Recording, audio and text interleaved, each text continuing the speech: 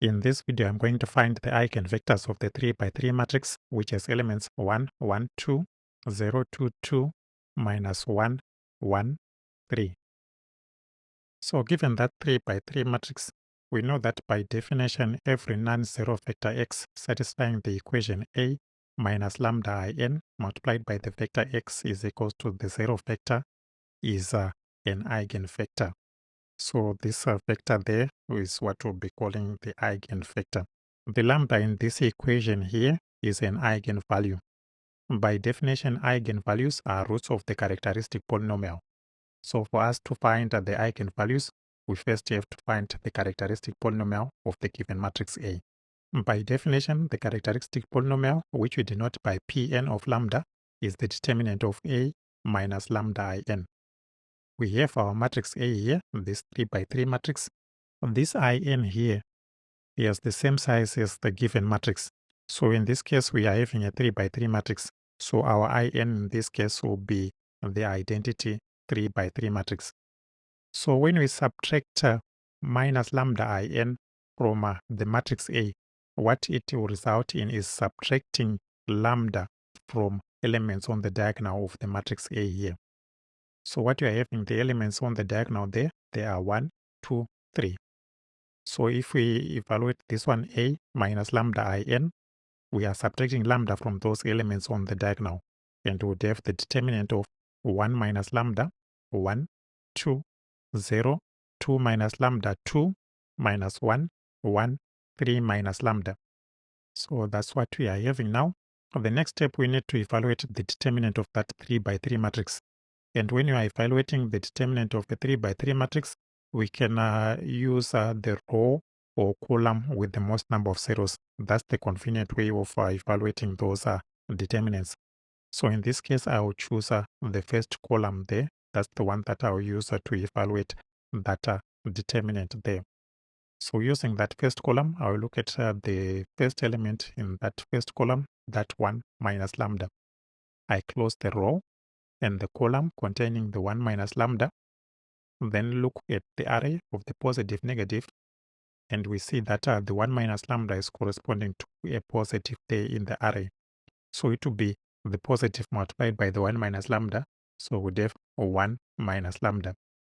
Then multiply the 1 minus lambda by the determinant of the uncovered elements. 2 minus lambda, 2, 1, 3 minus lambda. So we have the determinant of 2 minus lambda, 2, 1, 3 minus lambda. I now go on and look at the next element. This one here, the 0. So there's no need to evaluate because we'll be multiplying throughout by 0. So I'll move on to the next one, the 1 minus lambda. So for the 1 minus lambda, I close the row and the column containing that element. Then look at the array, positive, negative. We see that the minus 1 is corresponding to a positive there. So we multiply the positive by the minus 1 and we get a minus 1. So we'll be having minus 1. Then we would multiply that minus 1 by the determinant of the uncovered elements.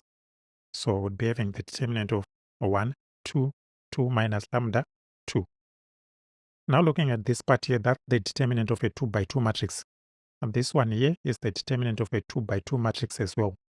For the determinant of a 2 by 2 matrix, A, B, C, D, the result is AD minus BC. So we can use that to evaluate the first part here. So we'll be having 1 minus lambda. Then the result of that determinant is 2 minus lambda multiplied by 3 minus lambda minus 2. Then on the second part, the determinant of this part here to give us a minus, then 2 minus 2 times 2 minus lambda. So that's what we are having now. And the next step is to expand this expression here. So we expand that, and the result that we get when we expand is minus lambda cubed plus 6 lambda squared minus 11 lambda plus 6. So what we are having there is the characteristic polynomial of the matrix A is minus lambda cubed plus 6 lambda squared minus 11 lambda plus 6.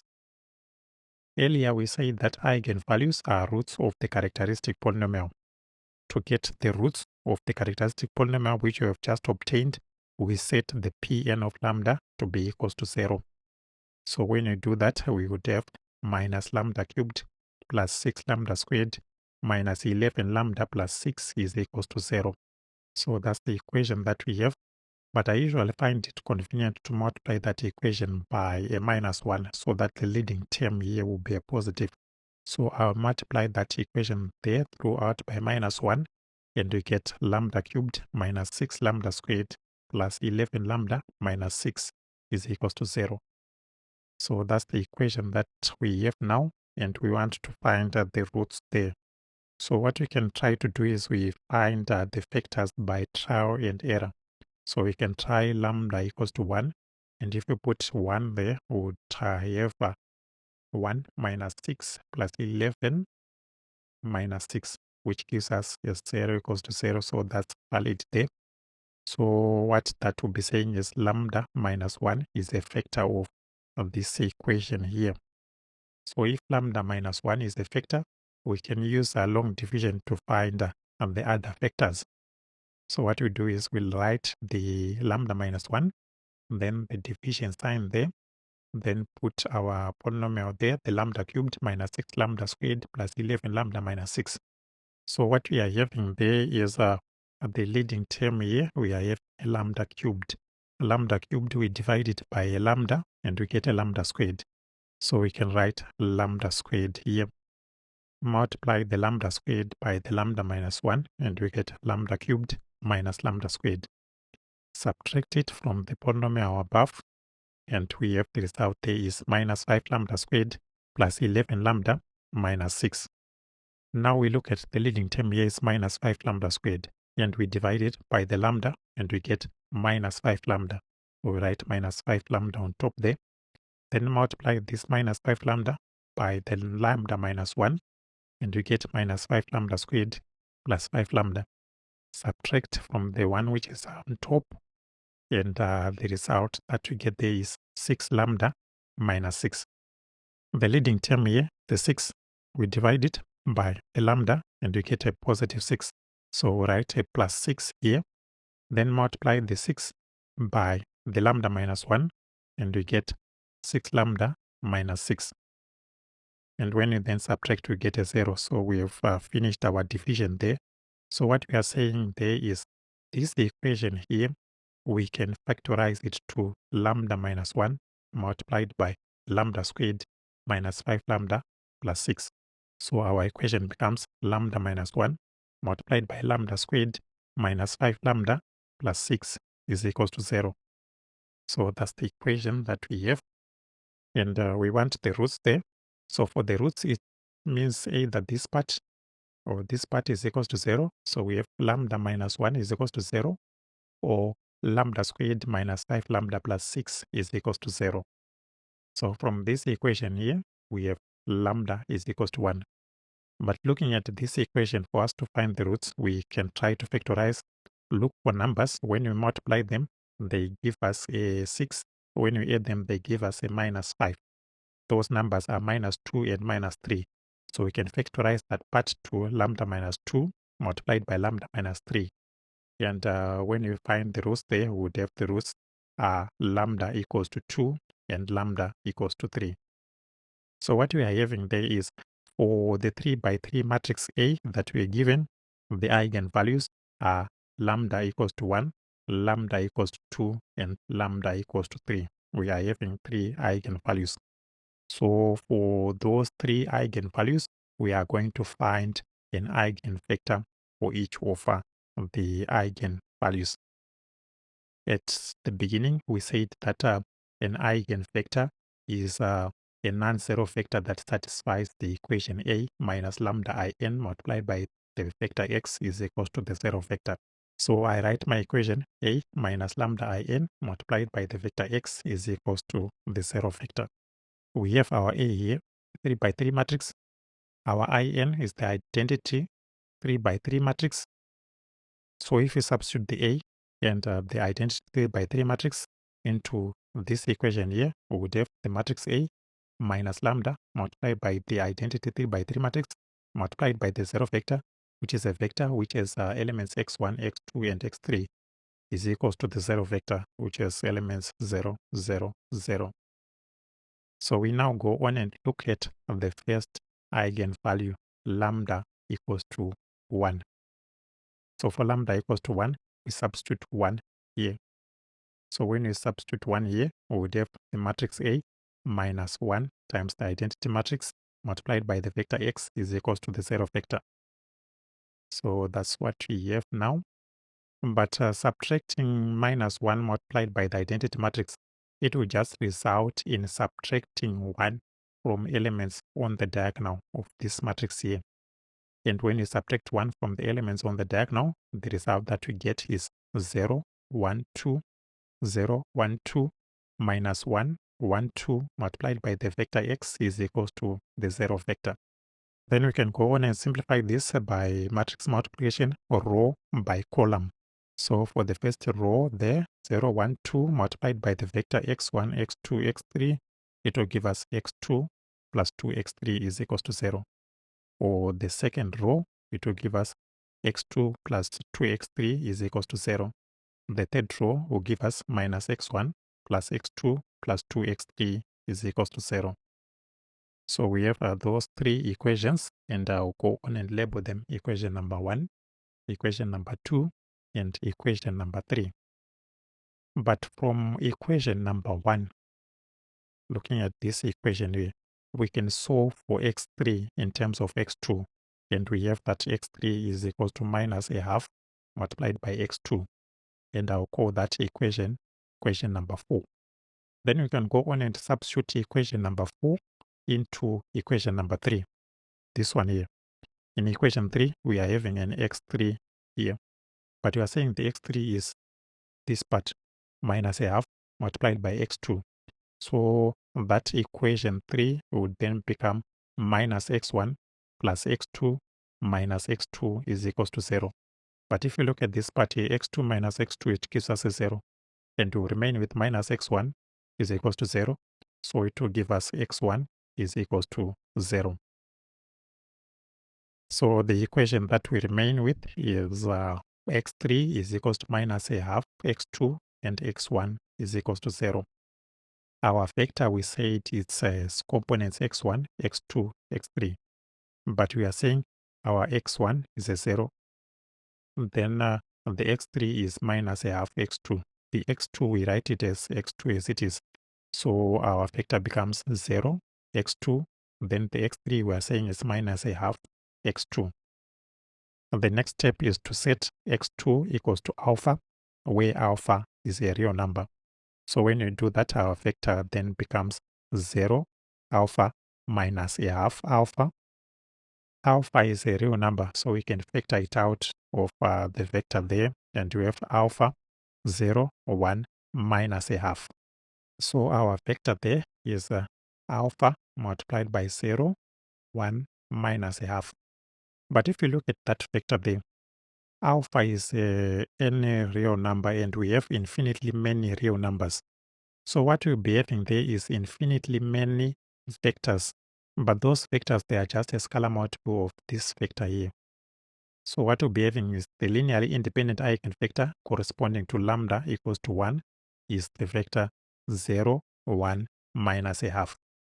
So that's the eigenvector corresponding to lambda equals to 1. We now move on to looking at the next eigenvalue, lambda equals to 2. So for lambda equals to 2, we are substituting where we have the lambda here. We are now putting a 2, and we'll be having the matrix A minus 2 multiplied by the identity matrix multiplied by the vector x is equals to the 0 vector. And what it will result in is subtracting 2 from the elements on the diagonal of this matrix. And the result that we get there is minus 1, 1, 2, 0, 0, 2, minus 1, 1, 1, multiplied by the vector x is equals to the 0 vector. So that's the matrix that we have there. And by matrix multiplication, row by column, for the first row there, it will give us minus x1 plus x2 plus 2x3 is equals to 0. On the second row there, it will give us 0x1 plus 0x2 plus 2x3 is equals to 0. The third row will give us minus x1 plus x2 plus x3 is equals to 0. So we have those three equations, and I'll label that equation number 5, equation number 6, and equation number 7. But if you look at equation number 6 here, we are having 0x1 plus 0x2. So we'll be remaining with 2x3 is equals to 0. And that will simplify to x3 is equals to 0. And I'll call that equation number 8. So we can now go on and substitute equation number 8 into equation number 5. Substitute it here. Because we are saying we have the x3 here, we are putting the 0. And when you put 0 there, we would have minus x1 plus x2 is equals to 0, which will simplify to x2 is equals to x1. So the equations that we remain with are x2 is equals to 1 and x3 is equals to 0. Our vector x is components x1, x2, and x3. But you are saying the x3 there is a 0 and the x2 is equals to x1. So our vector becomes x1, x1, 0. The next step, we set x1 equals to alpha, where alpha is a real number. So when you do that, our vector becomes alpha, alpha, 0. Alpha is a real number. We can factor it out. So we have alpha multiplied by 1, 1, 0. But what we are having there, alpha is a real number. And we have infinitely many real numbers. So we will be having infinitely many eigenvectors. But all those eigenvectors are a scalar multiple of this vector here, 1, 1, 0. So what we'll be having there is the linearly independent eigenvector corresponding to lambda equals to 2 is the vector 1, 1, 0. So the vector corresponding to lambda equals to 2 there, and that's the 1, 1, 0. We can now move on to the third one, the lambda equals to 3. So for lambda equals to 3, we substitute 3 on this part here, and we would have the matrix A minus 3 multiplied by the identity matrix multiplied by the vector, which is elements x1, x2, x3 is equals to the 0 vector. What this will result in is subtracting 3 from elements which are on the diagonal of this matrix here. And the result that we get is minus 2, 1, 2, 0, 1, 0, minus 1, 2, minus 1, 1, 0 multiplied by the vector x is equals to the 0 vector. So we have that equation there. And by matrix multiplication, row by column, for the first row, it will give us minus 2x1 plus x2 plus 2x3 is equals to 0. The second row, 0x1 minus x2 plus 2x3 is equals to 0. The third row, minus x1 plus x2 plus 0x3 is equals to 0. So we have those three equations, and I'll go on and label this equation number 9, label this equation number 10, and this one equation number 11. But looking at equation number 10 there, what we see is we have a 0x1. So we can write x3 in terms of x2, and we would have x3 is equals to a half x2. And I'll go on and call that equation number 12. But from equation number 11 there, what we are seeing is we have minus x1 plus x2 is equals to 0, just because we have a 0x3 there. So that will simplify to x2 is equals to x1. So if x2 is equals to x1, we are saying that in equation 12 here, we can substitute this part here, this x2 that we've just found, we put it here so that we have our x3 in terms of x1, and we would have x3 is equals to half x1. So we have those two equations, x2 is equals to x1, x3 is equals to a half x1. Our vector is x1, x2, x3. And x1, we just write it as it is. x2, we are saying is x1. x3, we are saying is half x1. So our vector becomes x1, x1, half x1. The next step, we set x1 equals to alpha, where alpha is a real number. Then our vector becomes alpha, alpha, half alpha. Alpha is a real number. We can factor it out, and we have alpha multiplied by 1, 1, a half. So what we are having there is our vector is alpha, 1, 1, a half. Alpha is a real number. We have infinitely many real numbers. So what we are having there is infinitely many eigenvectors. But those eigenvectors, they are scalar multiple of this vector here. So the linearly independent eigenvector corresponding to lambda equals to 3 is the vector 1, 1, a half. So what we are having there is for the given matrix A, the eigenvalues and their corresponding eigenvectors are these ones which are showing on the screen there.